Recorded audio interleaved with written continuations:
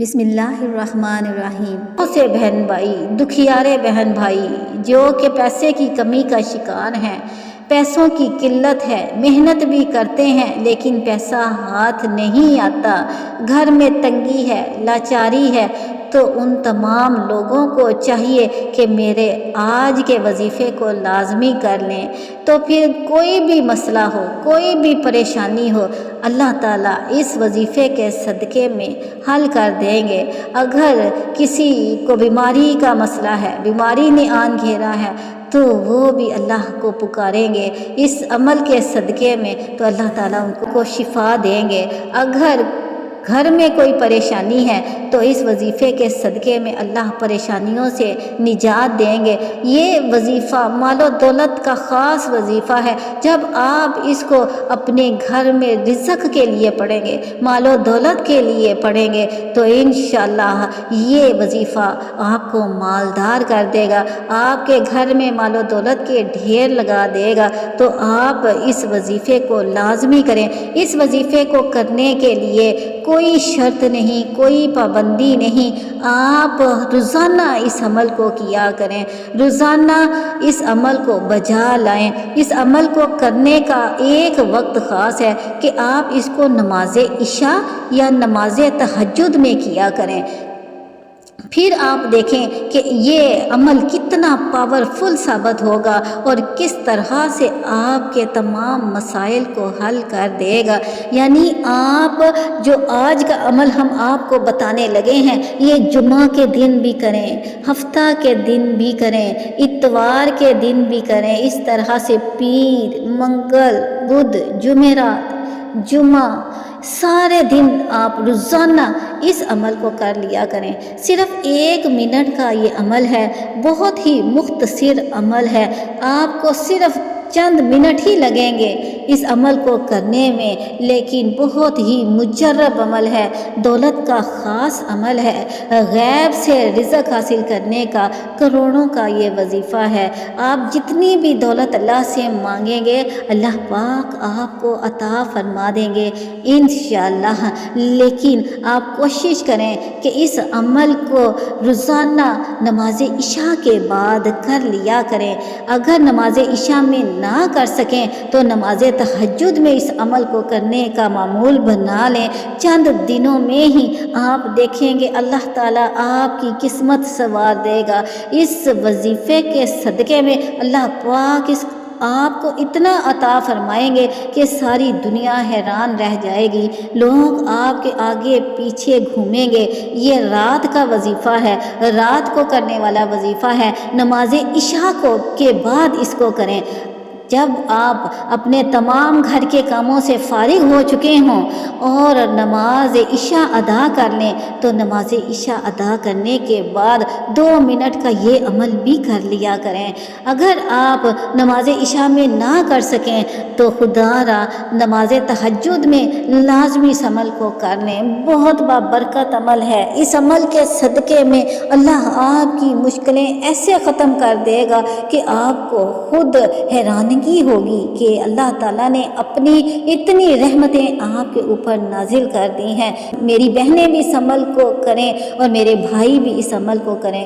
بہت ہی مجرب اور بہت ہی آزمودہ عمل ہے، بہت سارے لوگوں کا آزمایا ہوا عمل ہے۔ جس طریقے سے ہم آپ کو آج کی ویڈیو میں بتائیں گے، آپ سورہ کوثر کو اس طرح سے پڑھ لیں گے تو انشاءاللہ تعالی اللہ پاک آپ کے لیے غیبی رزق کا انتظام کر دیں گے۔ یہ صورت بہت ہی مبارک صورت ہے اور اس کو رزق کے ساتھ خاص نسبت حاصل ہے۔ سورہ کوثر قرآن پاک کے پارہ نمبر 30 میں موجود ہے۔ اس کی 3 آیات ہیں، بہت ہی باکمال صورت ہے۔ جو بھی اس کو پڑھتا ہے اللہ پاک اس کے اوپر رزق خیر اور رزق کثیر عطا فرماتے ہیں۔ حضرت سعید بن جبیر رضی اللہ عنہ حضرت عبداللہ بن عباس رضی اللہ عنہ سے روایت کرتے ہیں کہ آپ صلی اللہ علیہ وآلہ وسلم نے فرمایا، کوثر سے مراد بھلائیاں اور انعامات ہیں جو اللہ تعالیٰ نے صرف حضور نبی اکرم صلی اللہ علیہ وآلہ وسلم ہی کو عطا فرمائے ہیں۔ تو یہ کتنی بڑی بشارت ہے کہ یہ بھلائیاں ہیں، سورہ کوثر بھلائیاں ہیں، انعامات ہیں۔ جو بھی سورہ کوثر کو پڑھتا ہے اللہ پاک اس کے اوپر انعامات کی بارش کرتے ہیں۔ یہ بہت ہی باکمال صورت ہے، اس کو پڑھنے والے کی تمام مشکلات ختم ہو جاتی ہیں۔ جو بھی اس کو پڑھتا ہے اللہ پاک اس کو غیب سے رزق عطا فرماتے ہیں۔ حضرت انس بن مالک رضی اللہ عنہ بیان کرتے ہیں کہ ایک دن حضور نبی اکرم صلی اللہ علیہ وآلہ وسلم ہم میں تشریف فرما تھے۔ اچانک آپ صلی اللہ علیہ وآلہ وسلم کو اونگ آ گئی، جو کہ نزول وحی کی کیفیات میں سے ایک کیفیت تھی۔ پھر آپ صلی اللہ علیہ وآلہ وسلم نے مسکراتے ہوئے سر اٹھایا تو ہم نے عرض کیا، یا رسول اللہ، کس چیز نے آپ صلی اللہ علیہ وآلہ وسلم کو ہنسایا ہے؟ آپ صلی اللہ علیہ وآلہ وسلم نے فرمایا، ابھی مجھ پر یہ سورہ مبارکہ نازل ہوئی ہے۔ بے شک ہم نے آپ کو خیر اور فضیلت میں بے انتہا کثرت بخشی ہے، بس آپ اپنے رب کے لیے نماز پڑھا کریں اور قربانی دیا کریں، یہ ہدیہ تشکر ہے۔ بے شک آپ کا دشمن ہی بے نسل اور بے نام و نشان ہوگا۔ پھر آپ صلی اللہ علیہ وآلہ وسلم نے فرمایا، تم جانتے ہو کوثر کیا ہے؟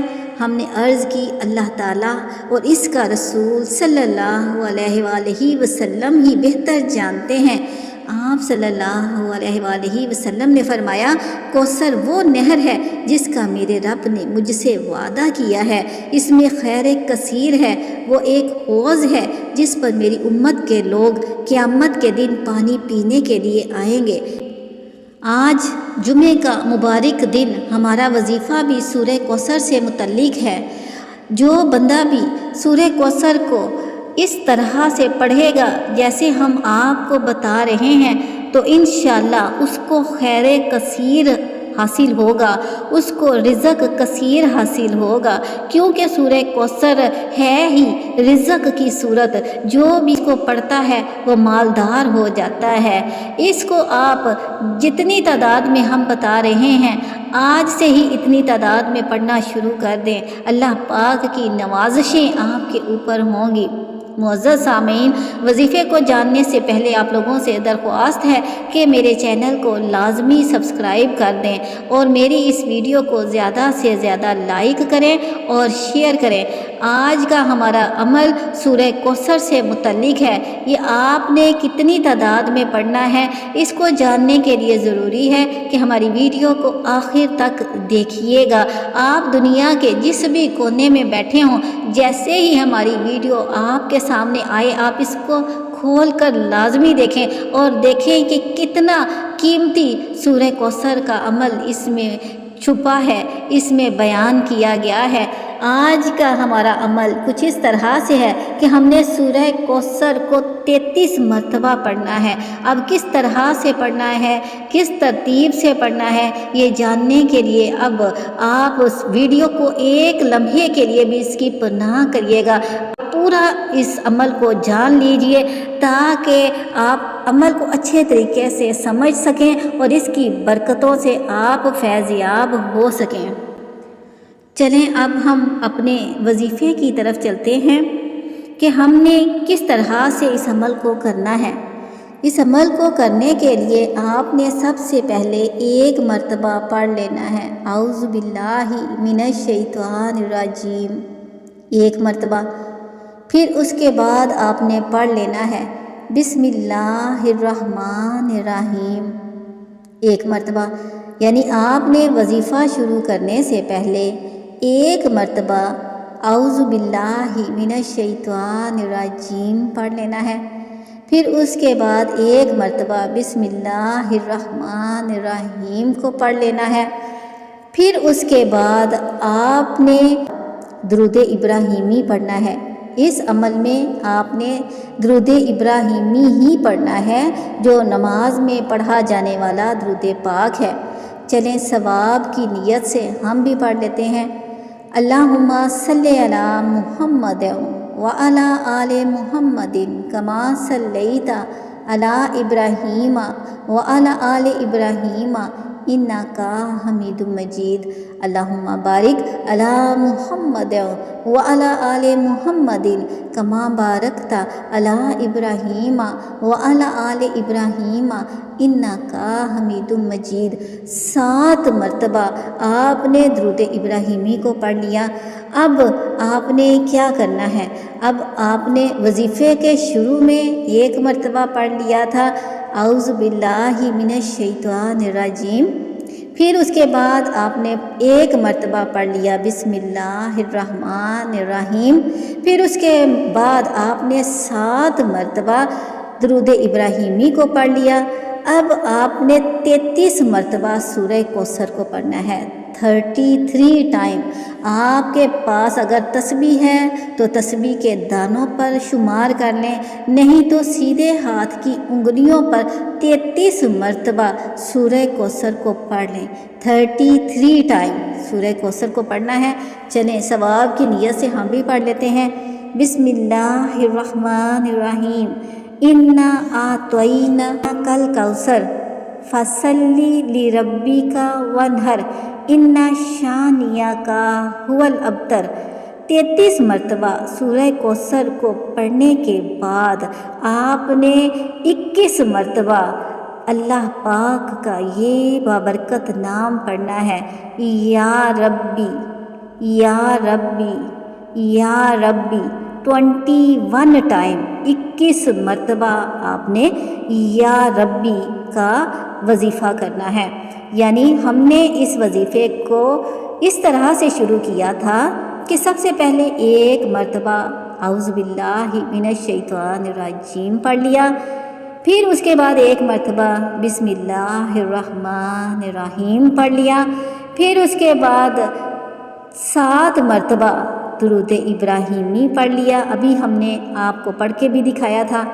फिर उसके बाद 33 मरतबा सूरह कौसर को पढ़ा, 33 टाइम सूरह कौसर को पढ़ने के बाद अगला जो वजीफ़ा हमने किया था वो था या रब्बी या रब्बी या रब्बी ने या रब्बी का वजीफ़ा किया। अब हमने आखिर में 7 मरतबा फिर दुरूद इब्राहीमी को पढ़कर और दुआ मांग लेनी है। दुआ मांगते वक़्त अपनी आँखों को अश्कबार कर लिया करें, अपने ध्यान को अल्लाह की तरफ फोकस कर लिया करें कि या बारी ताला मैंने तेरा पाक कलाम पढ़ा है, इस पाक कलाम के सदक़े में मुझे मालो दौलत की कसरत अता फरमा। अल्लाह पाक मेरे रिज़्क़ के बंद दरवाज़े खोल दे। अल्लाह पाक मेरी मुश्किलात को ख़त्म फरमा। तो फिर जो भी आपकी हाजत होगी अल्लाह ताला इस वजीफ़े के सदक़े में ज़रूर पूरी फरमाएंगे। मुअज़्ज़ज़ सामीन, मैं उम्मीद करती हूँ कि आज का अमल आपको बेहद पसंद आया होगा। मेरी वीडियो को लाजमी आप लाइक करें और ज़्यादा से ज़्यादा शेयर करें और साथ ही साथ मेरे चैनल को सब्सक्राइब कर दें। अल्लाह पाक के 99 बाबरकत नामों में से कोई एक नाम भी कमेंट बॉक्स में तहरीर कर दें।